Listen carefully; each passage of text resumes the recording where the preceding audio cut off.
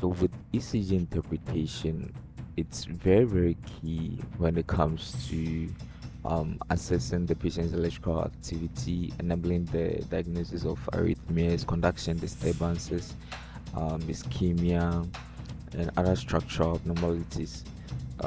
It's actually a cornerstone for cardiovascular evaluation. It's used in both the acute and chronic settings to guide patient management. So we're going to use a systematic approach to ECG interpretation, and with that I mean a methodological evaluation, uh, so that no critical detail is overlooked. And with this particular set of slides, we'll follow them, the steps which are commonly used, or the parameters which are commonly used, like the rate, rhythm, the axis, the P waves, P R interval, QRS complexes, ST segments, T waves, QT interval, and other elements. So just a quick overview. The rate has to do with it has to do with the 300 rule. Yeah, so that one is very, very simple. When you're calculating the rate using the ECG, so you determine it by, some people use the box method, and the 300 rule is very simple, just based on the intervals, so the last square interval. So from the RR, or counting the QRS complexes, that's another method too. So when you take the strip, you go to lead 2, and then you just count the number of QR complexes, and you multiply by 6. With the 300 rule, you just calculate the number of boxes between the RR interval. If it is 4, just 300 divided by 4, and then go your way. So typically the rate ranges from 60 to 100 beats per minute. And with the rhythm, so you assess whether the rhythm is regular or irregular, and you identify the origin of the rhythm, whether it's sinus rhythm or ectopic rhythms, by examining the P waves and their consistency. Or the axis, you determine the mean electrical axis by analyzing the net deflections in the limb leads, commonly using lead 1 and AVF. And a normal axis is generally negative 30 degrees to plus 90 degrees. And with the P waves, you evaluate the morphology, the size, and the consistency, and you determine that the P wave precede every QRS complexes and are of uniform shape, which indicates of a sinus origin. With the PR interval, you measure the interval from the start of the P wave to the start of the QRS complexes. So with the normal PR interval, it's 120 to 200 milliseconds, and the deviations may suggest AV nodal delay or pre-excitation. With the QRS complexes, you assess duration, normally less than 120 milliseconds, the morphology and the amplitude, and the abnormalities may indicate bundle branch blocks. With the ventricular hypertrophy or ectopic ventricular rhythms too, they could all be inferred from the QRS complexes. With the ST segment, you examine the baseline immediately following the QRS complex, and the evaluations or depressions may be indicative of myocardial ischemia or infarction. With the T waves, evaluate the shape, the symmetry, and the direction. And the abnormal T waves, whether inversion, peaking, or flattening, can signal electrolyte imbalances or ischemia. With the QT interval, measure from the beginning of the QRS complexes to the end of the T waves, and we'll look at all these later. Yeah, so the corrected QT interval is used to account for the heart rate variations, and prolonged corrected QT interval can predispose to arrhythmias. Other elements you look out for, the U waves, with small deflections, which are small deflections following the T wave and may indicate hypokalemia. And also note any abnormal waveforms such as the delta waves in pre-excitation syndromes. Alright, so with the component analysis, remember the rate and the rhythm and the techniques for calculating the rate. Like I said, the 300 rule, you just divide the number of large squares between successive QRS complexes, and the consistent P wave morphology across the tracing confirms sinus rhythm. Or the rhythm regularity, you can use calipers. You just use the RR interval to check for regularity. Irregular rhythms could indicate atrial fibrillation or premature beats. And with the electrical axis, you determine it by assessing lead 1 and AVF, like I said. And a positive QRS complexes in both suggest a normal axis, and deflections or deviations may indicate underlying chamber enlargement or conduction block. Or the P wave PR interval, P wave analysis evaluate abnormal shape, notch or biphasic P waves, which might suggest atrial enlargement. And with the PR interval considerations, a prolonged PR interval, which first degree AV block, or a shortened PR interval. There's possible pre-excitation, which provides clues about conduction properties. With the QRS complexes, the durational morphology. A widened QRS complex can signal bundle branch block or ventricular origin of impulse. And the morphological variations, for example, the Q waves, R wave progression, are key to identify myocardial infarction. For the ST segment and T waves, the ST segment, you evaluate for elevation or depression relative to the baseline, and these changes are critical in diagnosing ischemia or infarction.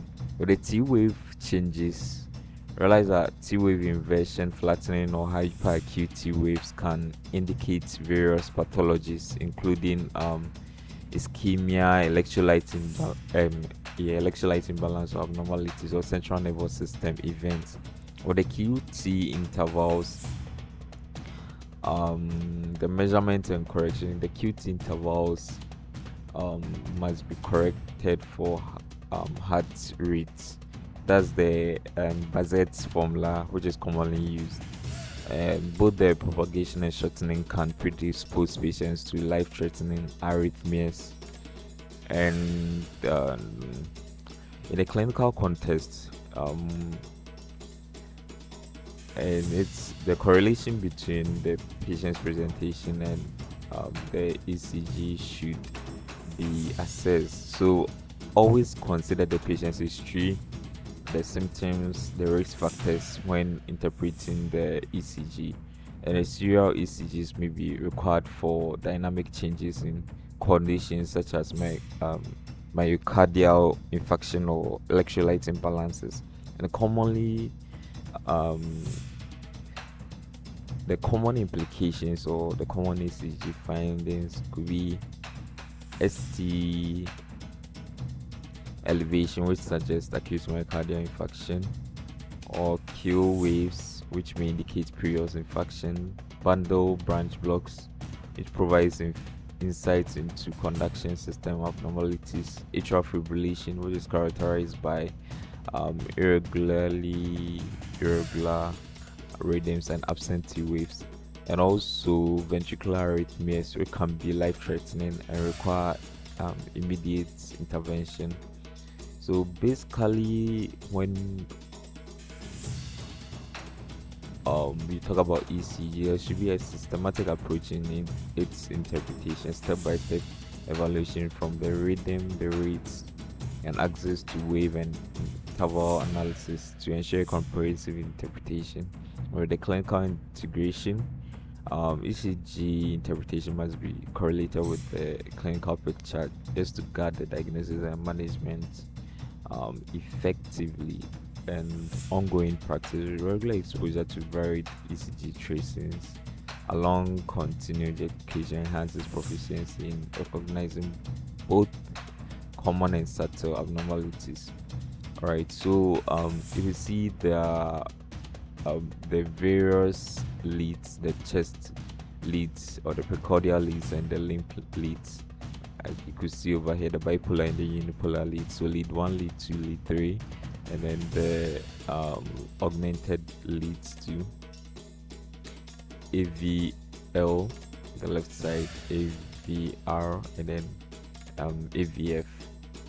Okay, so these are more horizontal leads, and the specific regions. Normally we use the AV1 to AV6. The others are not usually used, and the position of the augmented leads shows the part of the heart that it's indicating or amplifying. Yeah, so the various leads, like the inferior wall leads 2, 3, and AVF indicates the inferior wall. So it helps you picture what is wrong when you see any deformity in any of these leads. You know that, oh, okay, so there's something wrong with the inferior wall. With the septal wall leads 1, V1, V2. Yeah, it's on the it shows the septal region. So if there's anything wrong in leads 1 and 2, you know the septal region has something wrong. And the anterior wall 3 and 4, if there's something wrong in the precordial leads or V1, V2, V3, V4, you know the whole anterior wall including the septal region are all being involved over here. In the lateral wall over here you have the AVL, V5, and V6. Okay, so basically that's it, and they all correlate with the coronary arteries that are being involved over here or being implicated over here. So you can see the lateral walls over here, lead 1, AVL, and then the V5, V6. So if there is anything wrong with these, all that you have to think of is the lateral wall being affected. And if the inferior wall, lead 2, lead 3, and AVF, you're thinking of the inferior wall. With the septum leads, precordial leads V1, V2, the one you know there is something wrong. And with the anterior wall to V4, V3, and even V1, V2, draw your mind to it. And that's the same thing. So with the arteries, the lateral side, like I talked about, you know, they are all being supplied by the circumflex arteries. So if there's something wrong with that, your mind goes straight to the arteries involved here. And with the inferior wall, like I said, lead 2, lead 3, lead, and then the AVF, you know, the right coronary artery is being involved over here.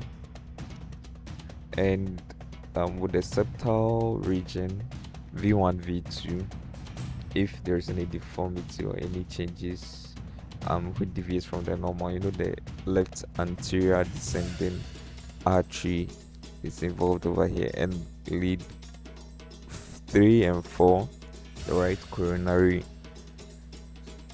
arteries too. Okay, so the basics, you know, P wave represents atrial depolarization. The QRS complexes has to do with the ventricular depolarization. The T wave is the ventricular repolarization. And the various segments, PR interval, the PR segment, the ST segment from here to here, and the ST interval, the S2 after T. and then the QT interval from the beginning of ventricular depolarization to the end of atrial repolarization. So when, like I said, when you're calculating the rate, you can use the 300 rule. So that one, just calculate the major boxes between the RR intervals, and then you divide by so 300 divided by the number. So we'll use an example in the subsequent slides to calculate it. But one major box is 5 millimeters, which is 0.2 seconds.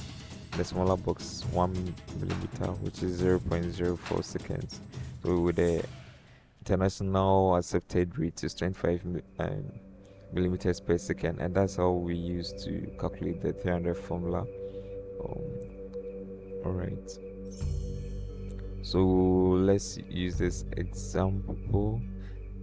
So let's use lead 2, and then you can see the boxes over here, 1, 2, 3, 4. So with this, using a 300 rule, the rate will be 75, 300 over 4, 75 beats per minute.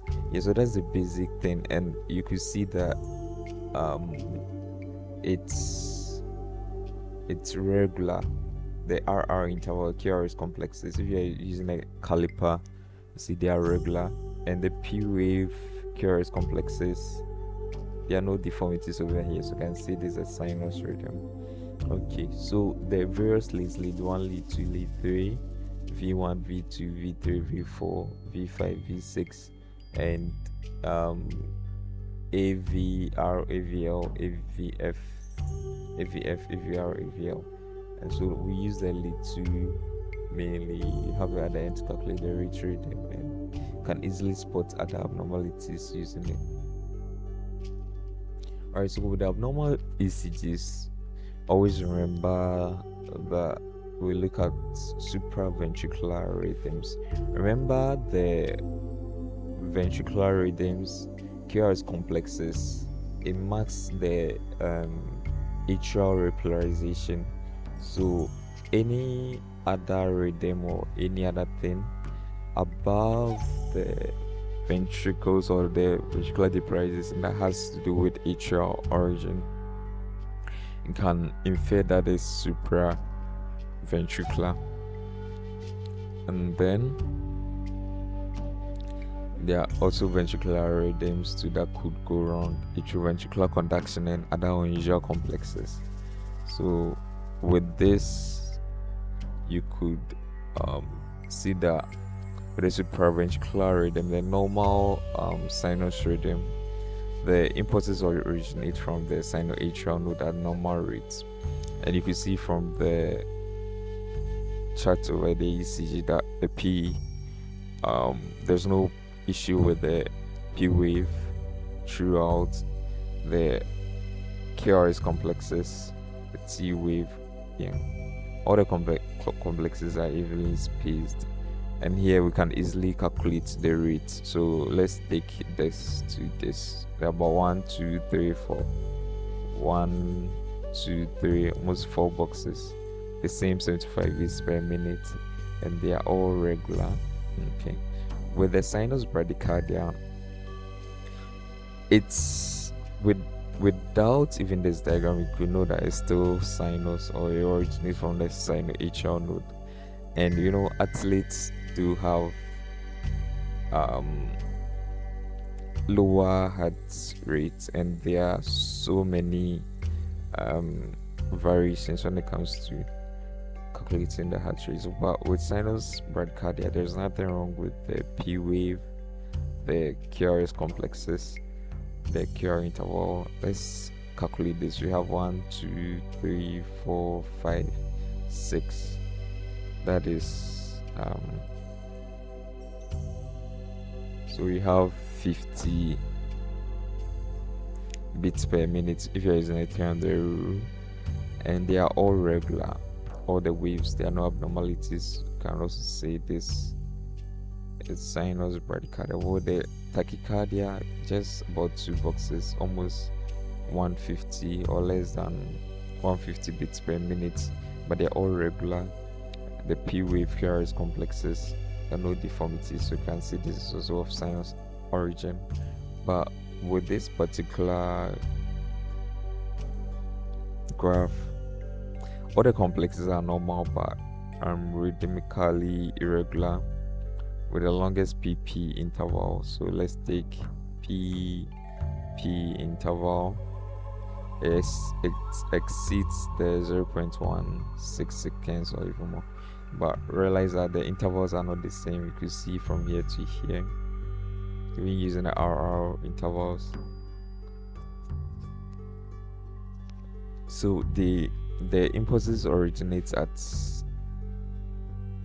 varying rates. So this one is sinus arrhythmias. The non-sinus are atrial or coronary sinus rhythms. The impulses originate low in the atrium and travel retrograde as well as distantly. So you could see here the inverted P waves, showing that definitely the impulse doesn't originate from the same atrial node over here, but at a different place. And that's similar to the wandering pacemaker, atrial pacemaker. It's also not from here, the sinoatrial node, but from other areas. And you can see the variations in the P wave contours, the PR interval, PP intervals, and the P waves, there are variations you could see here. Like if you have your autorhythmic cells over here, it will form this, and then if you have it this side, you could, so it's just wondering, there's an inverse if it is directly on the AV node, and you could see this one too, M mitrally, and the inverted one. Right, so that is the main thing. In the PR intervals too, there'll be changes, the RR intervals too.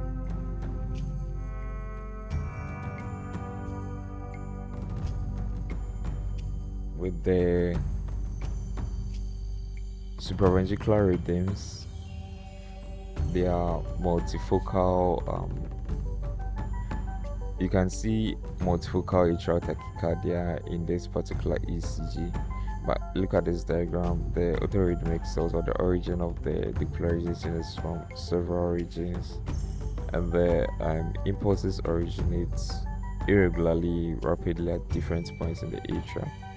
So the P wave contours, there will definitely be abnormalities, PR intervals, PP intervals, and the RR intervals, and as you can see over here. But multifocal atrial tachycardia is usually associated with the severe pulmonary diseases. And when it comes to paroxysmal atrial tachycardia, you can see over here where the impulses recycle repeatedly in or around the AV node due to slowing in the area of unidirectional block. Yeah, so basically the heart rate over here, let's say it was like one big box and then some few other boxes, so you can see it's from around 150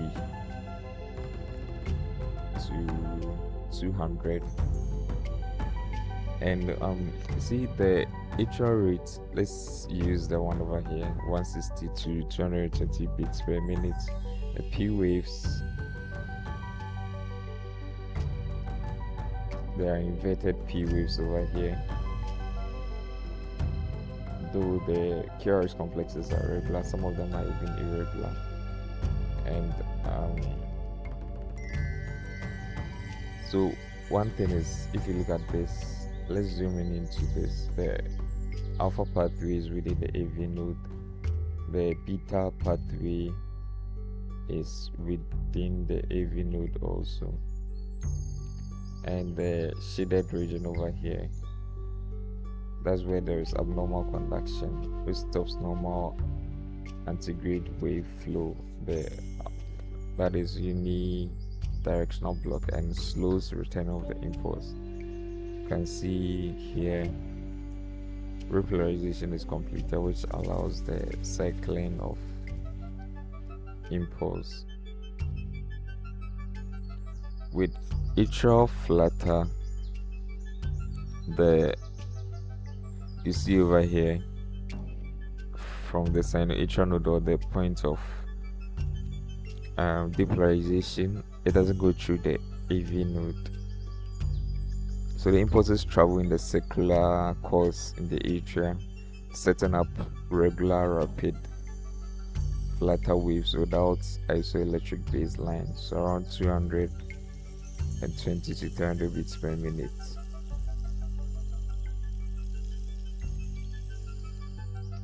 If you had to use here like 2 boxes, that's like 150 beats per minute. So there are several, but they are even irregular. So the rapid flutter F waves of ventricular rates, which is regular or irregular and slower depending on the degree of block. With atrial fibrillation, the impulses take chaotic random pathways in the atria, and the baselines causally or refinedly irregular. You see them. The P waves are even absent here. In the ventricular response, the QRS complexes are irregular, slow or rapid. With the junctional rhythm, the impulses originate, see, from the AV node with retrograde and antigrade transmission. So you can see the inverted P waves instead of being here, as it originates from the AV node. So when the AV node is being stimulated over here, the impulse goes back to the retrograde to the SA node to activate it also, or depolarize it, and then, but it first goes through the left and right bundle branches, or the bundle of his. So that is the reason for the inversion, because of the retrograde transmission. But then it first depolarizes the ventricles, so that's why you have the QRS complexes before the P waves.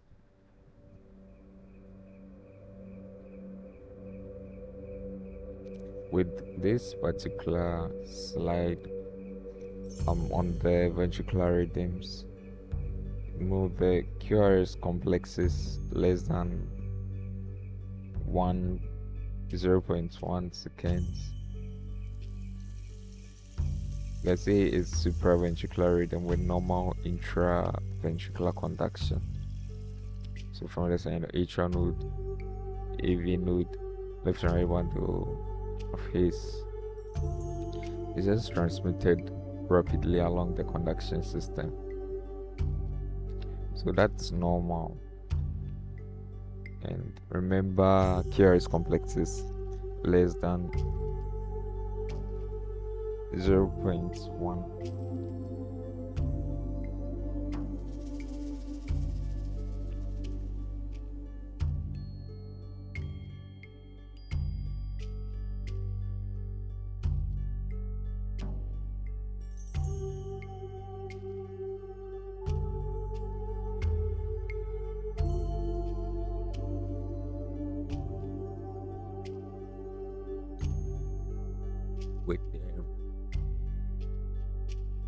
With the QRS complex, like if you have a more than 0.1, there's an intraventricular conduction defect, that's IVCD, which may include the right or left bundle branch blocks. So you can see over here it is more than 0.1 seconds, and if you're using lead 1, and that means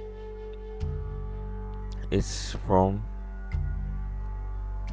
of course, the impulse is from a supraventricular origin, SA node to AV node, and there's a bundle branch block over here. See the wide QRS complexes, more than 2.5 small boxes, often notched, which is preceded by the P wave with a normal. The P wave is over here with a normal PR interval. So the conduction below the block here, these are the conduction below, but they are uninvolved over here. Okay, so that is the QRS complexes with the Wolff Parkinson-White syndrome or pre-excitation syndrome. See from the sinoatrial node, AV node. But as you can see over here, the impulses originate from the sinoatrial node and pre-excite the peripheral conduction system and ventricular muscle via the bundle of Kent without delay at AV node. So in type B, the impulses may pass via posterior accessory bundle, and here after normal delay at AV node, the impulses also arrive at the ventricles via the normal route to continue depolarization. So SA node, but it pre-excites at a peripheral conduction system too. And here you can see it over here, the delta waves. So here the P wave is immediately followed by that short wave instead of the Q. So the delta wave producing sled upstroke on wide QRS with short or no PR interval. Okay, so that's with the still on the ventricular rhythms. You can see that the QRS complexes over here are more than 0.1 or more than 2.5 boxes, and no P waves. That is ventricular impulse origin. You can see over here that the sinoatrial node is not the origin of the impulse, and the rate we can easily calculate it. Let's use 1, 2, 3, 4, 5, 6, 7. So if you have 7 boxes, how using the 300 rule, it's simple to calculate it. So 300 over 7, you get 42 beats per minute. But over here, if you use 1, 2, 3, 4, 5, 6, it's the same thing. So 42.85, that's like 43 beats per minute. And then with 43 beats per minute, that's bradycardia. And with the notch 2, you see the definitely is not a sinus rhythm, it's not sinus bradycardia. So this is an idioventricular rhythm. And this next, the accelerated idioventricular rhythm, is from 40 to 140. It's so irregular, so they are short bursts, usually less than 20 seconds of the accelerated idioventricular rhythm. So often few days after the myocardial infarction, you may have this. It's usually asymptomatic with no progression to ventricular tachycardia or ventricular fibrillation. So here too, you can see the autorhythmic cells on the beginning of the the pacemaker cells located over here, not even at the sinoatrial origin. You can see they are all different. So something like this, 1, 2, 3. That is like 100 beats per minute. 1, 2. That's like 150 beats per minute. So they're just messed up. You can see the rhythms over here. With this, that's ventricular tachycardia. It's just bizarre wide QRS complexes. See here, there's an area of infarction. There will be slow conduction in the margin of ischemic area which permits circular course of impulse re-entry with the rapid repetitive depolarization. But then on the ECG, just so wide QRS complexes. And with the fibrillation, ventricular fibrillation, you can see the chaotic ventricular depolarization, so many arrhythmic cells or origin of the pacemaker or origin of the depolarization. So there could be cause fibrillation or fine fibrillation. With a pacer rhythm, when you introduce a pacemaker, depolarization is over here. So the ECG of a patient, a normal ECG of a patient with a pacemaker will have these pacemaker spikes, which may be small and sometimes we miss, but there's like the normal one for them. There's transvenous pacemaker, which produces the right beats in the right ventricle, not supraventricular. So it will have the wide QRS complexes, right? And we'll be having this, the pacemaker spikes.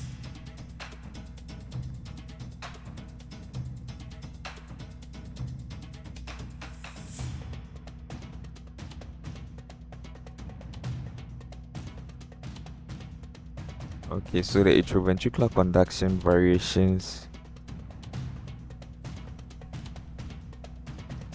Okay, we've already talked about the fixed normal PR interval in the sinus rhythm, the fixed but short PR intervals. Talked about all of them, the junction or the coronary sinus rhythm, the Wolff-Parkinson-White syndrome, and the P wave related to each QRS complexes and their variations, the wandering atrial pacemaker and the multifocal atrial tachycardia. You've seen them already. Well, fixed prolonged PR interval, we can think of first degree AV block. So if the depolarization from and then the impulse or the transmission from the sinoatrial node doesn't get to the AV node as a partial block, and you could see from here, you can see the PR interval,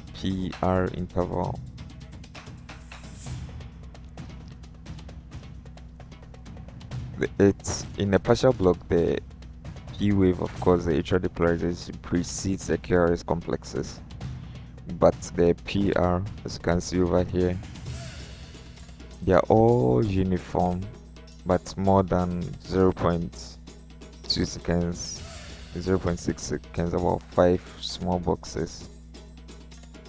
Okay, so that's indicative of a partial block. But with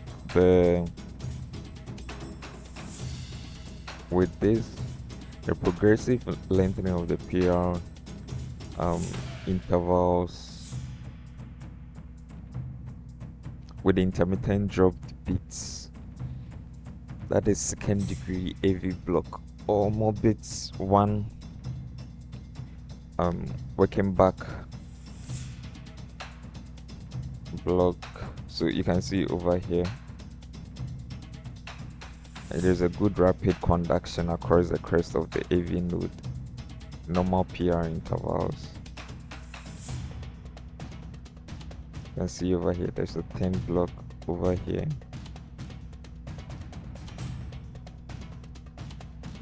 Conduction less good, PR is longer, now it's very long compared to the PR interval over here. Once there is a block, PR, but when the conduction fails and there's a total block, the QRS complexes drops. and the AV node recovers again. PR is normal again.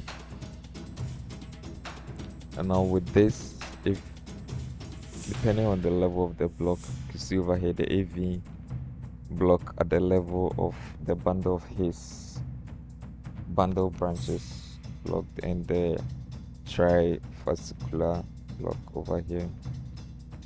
So it is sudden drop in the KRS complexes without prior PR lengthening, or second degree AV block orbit 2 or none when kept back block. The PR intervals do not lengthen. There's a sudden drop of the KRS complexes without prior PR changes.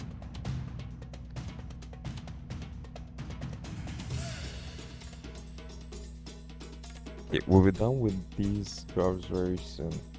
And when you look at this, the still on more variations, there's no relationship between the PR waves over here and the QRS complexes.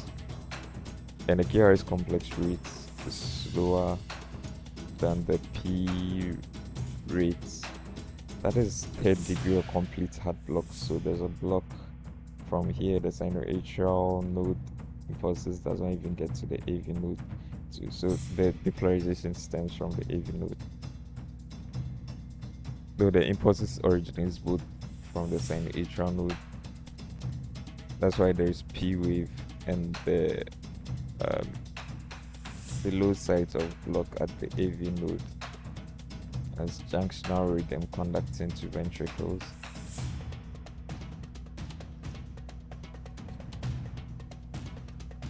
So you could see here, if you had to calculate it, the heart rates 1, 2, 3, 4, 5. It's almost 6. 1, 2, 3, 4, 5. 1, 2, 3, 4, 5. And some few, but if we use 5, 5.5, 300 divided by 5, we'll get 54. So 54 beats per minute. The atria and ventricles depolarize independently.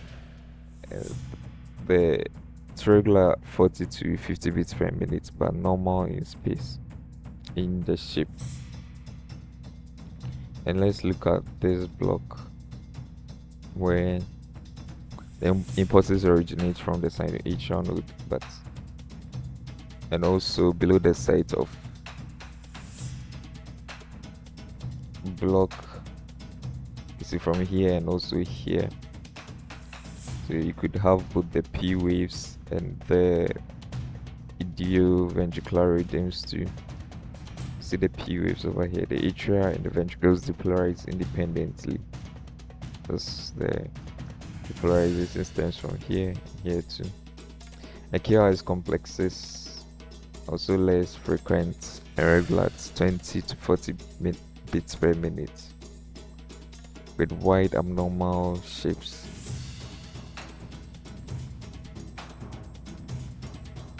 So the features of the two types of atrioventricular block. Let's look at this, the crest of the AV node, if this is where the site of block is, and then here, from here to here, the bundle of his bilateral bundle branching or trifascicular branches. It could be a block over here, and here too, from this side to this side.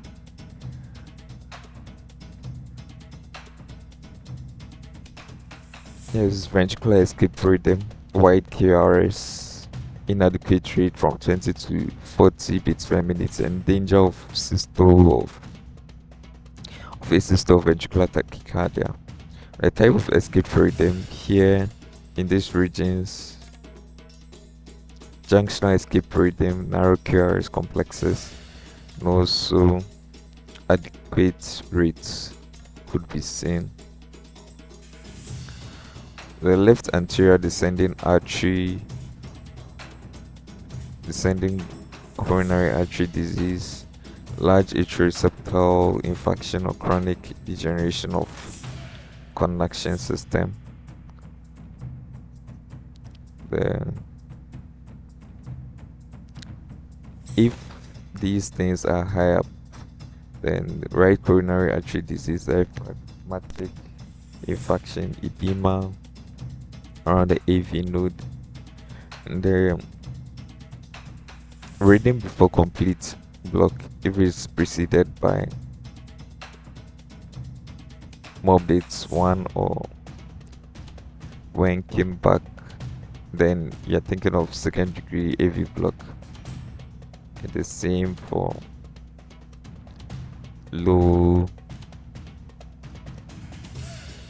blocks. There's no relationship between the P waves and QRS complexes. QRS complexes, the rates are faster than the P wave rates with AV dissociation. You can see the depolarization here, slower supraventricular rhythm, but the rapid ventricular rhythm, which doesn't conduct retrograde to atria or shut off the side. So that's more of ectopic depolarization from these orthorhythmic cells. And the P waves are less frequent than the QRS complexes, and the totally unrelated to them.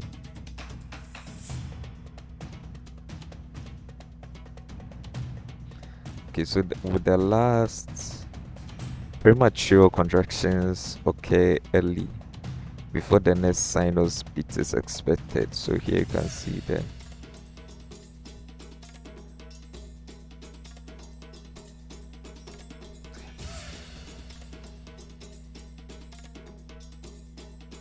So with premature contraction, the P wave often has contours slightly different from the sinus beats, and the PR interval often very long PR, but the QRS complexes are very narrow, less than 0.1 seconds, similar to the normal beats expected for timing. With the junctional nodal, the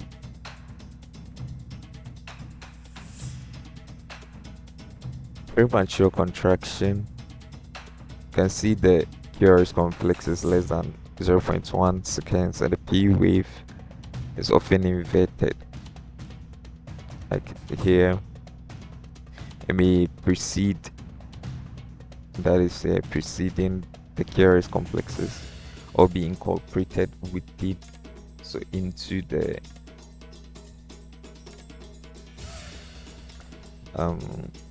QRS complexes, or even follow the QRS complexes, depending on whether high or low, mid or low nodal origin.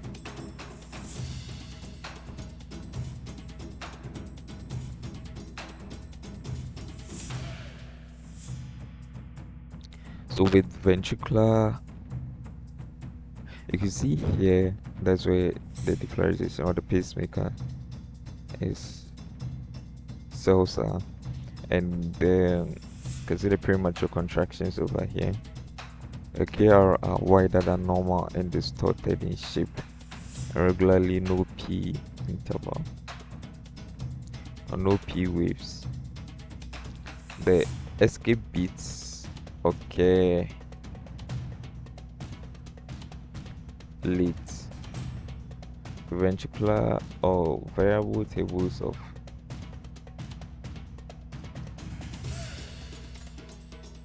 ACE2 as escape mechanisms. The sinoatrial node arrested over here. It resumes.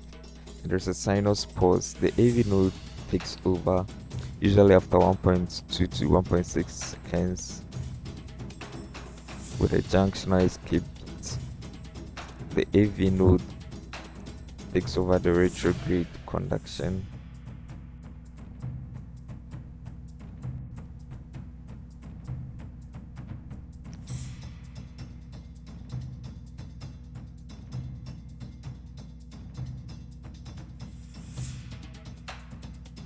and you can see here the retrograde conduction, the junction escape beat, and the ventricles takes over the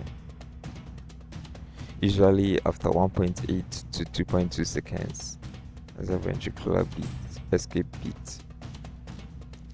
All right, so the chamber enlargements and ventricular intraventricular conduction defects, there are several. Remember the right atrial enlargement, left atrial enlargement, right ventricular hypertrophy, the right bundle branch blocks, the left bundle branch blocks, and the left anterior fascicular block and the left posterior fascicular block. Right, so we'll go through these quickly too. Over here, you see the right atrial enlargement. Now you have leads 2, 3, and AVF. So definitely, you think of the leads or the part of the heart that's been affected over here. The inferior aspect has been affected.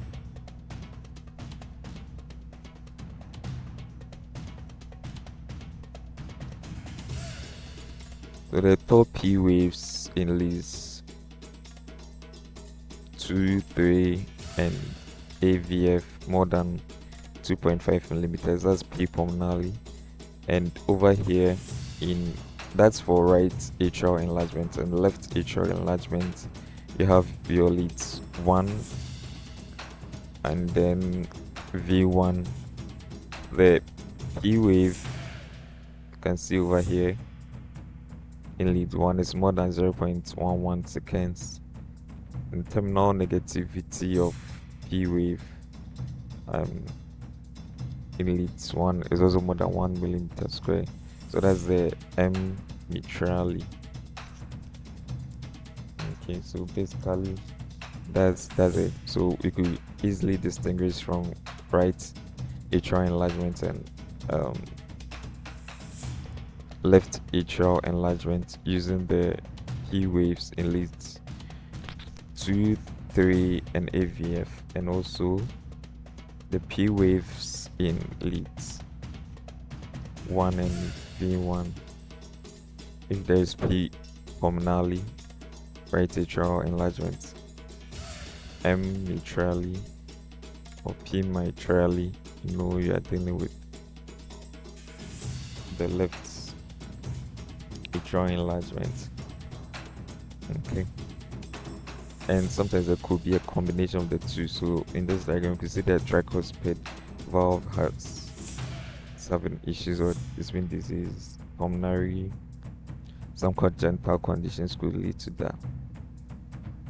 Systemic hypertension, aortic valve disease, thickening or stiff left ventricle will lead to right left atrial enlargement. And with the hypertrophies, with the right ventricular hypertrophy, the leads 1, lead 2, lead 3, lead the chest leads V1 and AVF. So here you have your tau R waves. They are so prominent in the ventricular hypertrophy, very, very prominent. So lead the V1, you see the S wave in V1, the T wave is inverted over here. There's right axis deviation is associated with right atrial enlargement too. So it's a combination of both right atrial enlargement based on this lead, and also right ventricular hypertrophy. With the left ventricular hypertrophy, you see the prominence of the R wave.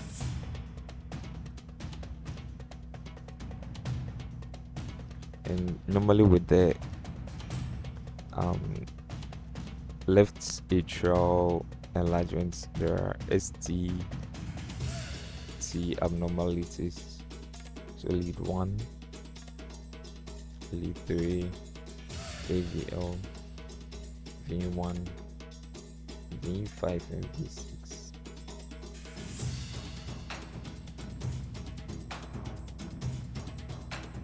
And with the left anterior fascicular block, leads 2, lead 3, AVF, you see the deformities over here. So the electrical vector is directed far left, which is marked by left axis deviation in the front plane. See the left band of branch blocks. For the left anterior fascicular block, the posterior block, left posterior fascicular block, you see over here. So with that one, before the posterior block, fascicular block, you can see the ECG over here, and then after the fascicular block, the QRS axis is plus 30 or plus 75 after the posterior fascicular block. Right, so myocardial infarction and ischemia, the effects of ischemia or injury and infarction on ECG, and with the localization of MI and ischemia has to do with the cutoff of the blood supply to the heart muscles, and infarction has to do with, so ischemia leads to necrosis or infarction. So basically, infarction, there's cell death or tissue death. Okay, so the differential diagnosis of the Q waves, we see over here the Q wave with the non-significant factors, and then here too is very, very significant. That is a Q wave myocardial infarction of substantial amplitude. You see it's more than 25% of the R wave, and the duration is about 0.04. It's more than 0.04 seconds. But the normal one, see the Q wave is small in lead 1, and it has a small amplitude, less than 25% of the succeeding R wave, and a short duration less than 0.04. That is less than one small box. With this other Q waving in the idiopathic hypertrophic subaortic stenosis, IHSS, see in the septal Q wave in lead 1 is deep and prolonged because of the excessive septal thickness, and other leads usually evidence mark the left ventricular hypertrophy, the prominent QRS complexes. Okay, so when you talk about the areas of infarction, there's a zone of ischemia, and then a zone of injury, and a zone of infarction. So basically with the zone of ischemia, the myocardial ischemia, it just causes the ST segment depression with or without T wave inversion. So ST segment depression with or without a T wave inversion, but there's a T wave inversion over here as a result of the altered repolarization. With the zone of injury, that one, there's ST segment elevation with or without loss of R wave, and with the zone of infarction, there's a deep Q wave as a result of the absence of depolarization currents from the dead tissue and receding currents from the opposite side of the heart. You see these ones too.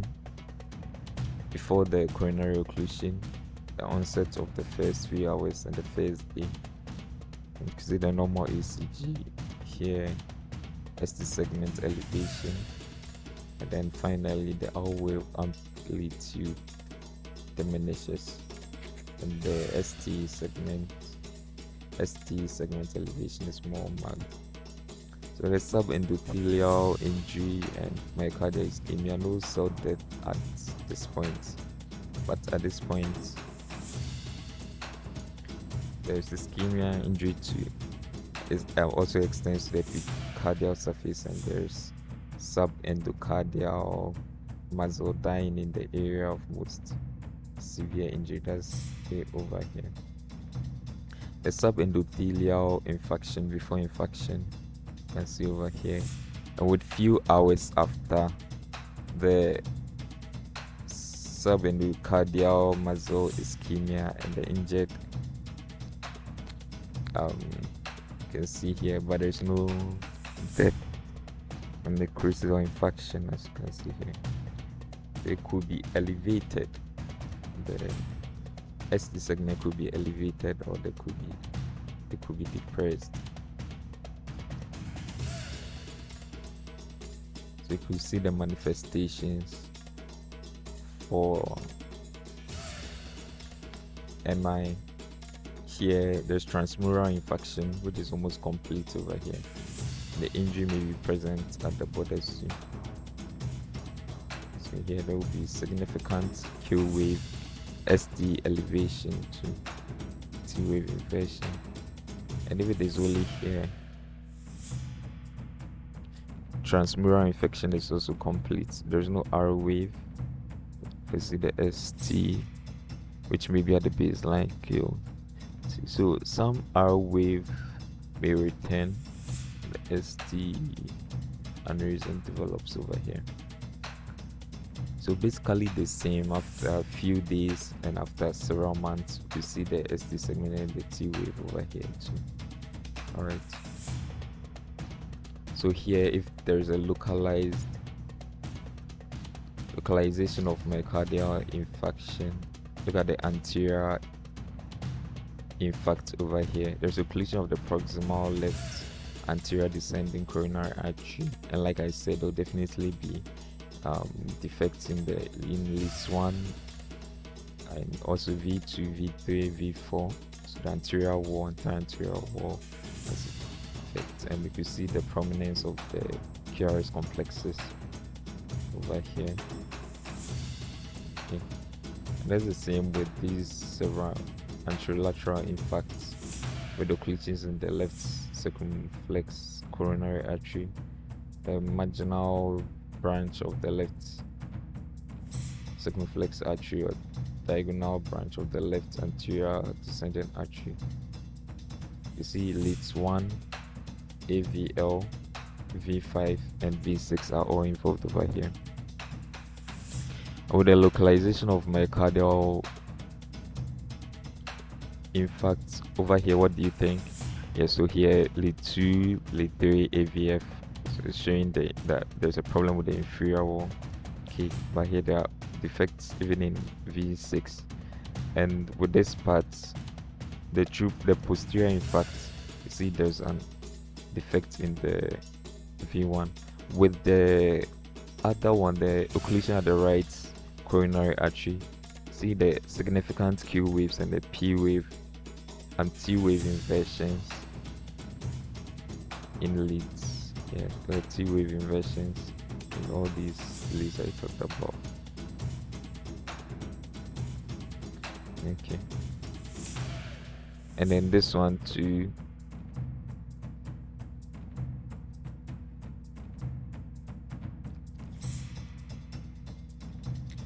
Yeah, there's no ECG lead reflects the posterior electrical forces, so changes are reciprocal in the anterior leads, and the V1 may have these elevations, and it may have this defects too.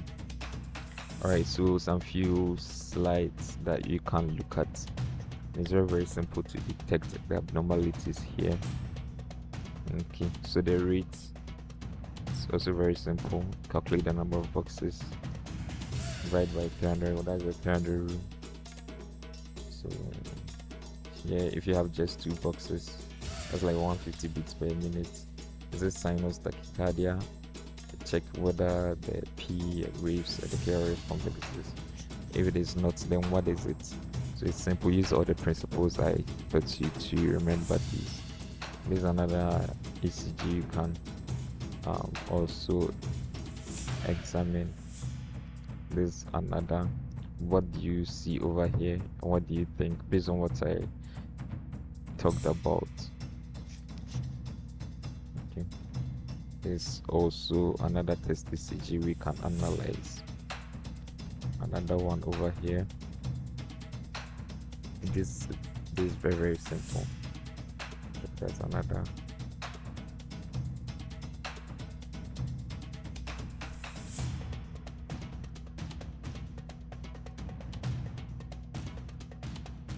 The fibrillations too. Okay. So basically that's it. There are more to it, so probably you will look at these test slides later.